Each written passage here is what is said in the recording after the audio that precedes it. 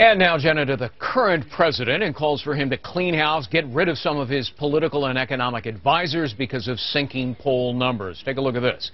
It's a new Washington Post poll that puts his approval rating at a new career low of 42%, while his disapproval rating is at a brand new high of 54%. But President Obama is vowing to stand by his team, even reportedly taking a few aides aside and kind of giving them a pep talk, telling them he has no plans to shake up his staff. Is that a good or a bad strategy? Joining us now to talk about it, David Drucker, staff writer for Roll Call. You know, David, all of this, I think, began when James Carville, of course, Bill Clinton's top strategist, wrote a column in which he advised that if the president wants to survive, he's got to fire people. Here it is. For God's sakes, why are we still looking at the same political and economic advisors that got us into this mess? It is not working. And now we hear the president reportedly telling his staff, don't worry about it, heads are not going to roll. I'm going to stick with you guys. Is that a mistake? I don't think so. I think that, you know, we always hear about this when presidents are having trouble with voters, when their approval ratings are down. Their supporters, or at least people that want to see them succeed because they're in the same party, blame it on the staff and say, fire this one, fire that one, as though that's going to solve the problem. I mean, really, the president is the boss. The president sets the agenda, and usually staff is in charge of carrying out the president's agenda. And so in this case, if voters are unhappy with President Barack Obama's economic performance, if they're unhappy with his economic agenda, it's not because of staff, it's because they're unhappy with him. And so I think the president is, first of all, right to stick by his staff because they're not the problem. And two, I know it might make people feel better to think that the problem is staff because that's simple. But at the end of the day, this administration is going to rise and fall with the boss. Yeah, but you know what? If I can argue with you a little bit, David, history Sure. would dispute what you're saying. For example, Bill Clinton famously fired some top advisors, and it worked for him. He won re-election. Ronald Reagan, going all the way back then, he cleaned house. And even George W. Bush, of course, dismissed Donald Rumsfeld when the Iraq War turned sour. But Valerie Jarrett, who serves this president, longtime friend and senior advisor, says, you know what, it's not his style. He's going to stick with these folks.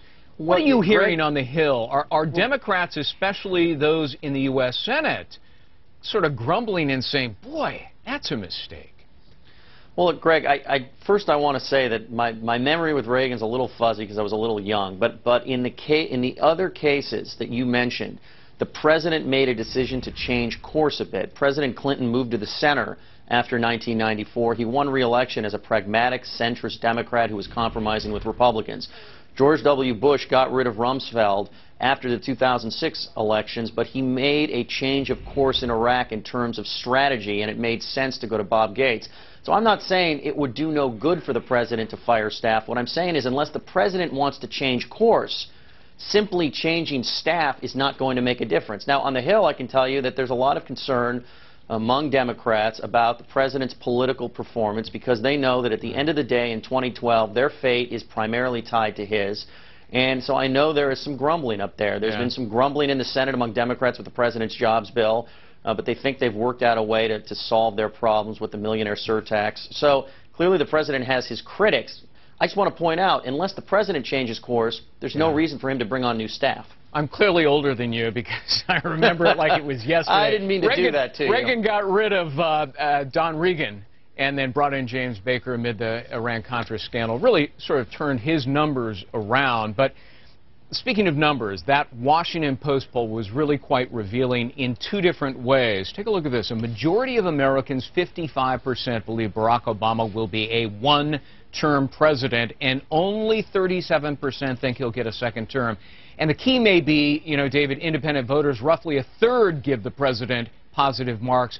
60% of independents now disapproving of the way the president is handling his job. How might that change? In other words, how can he claw his way back?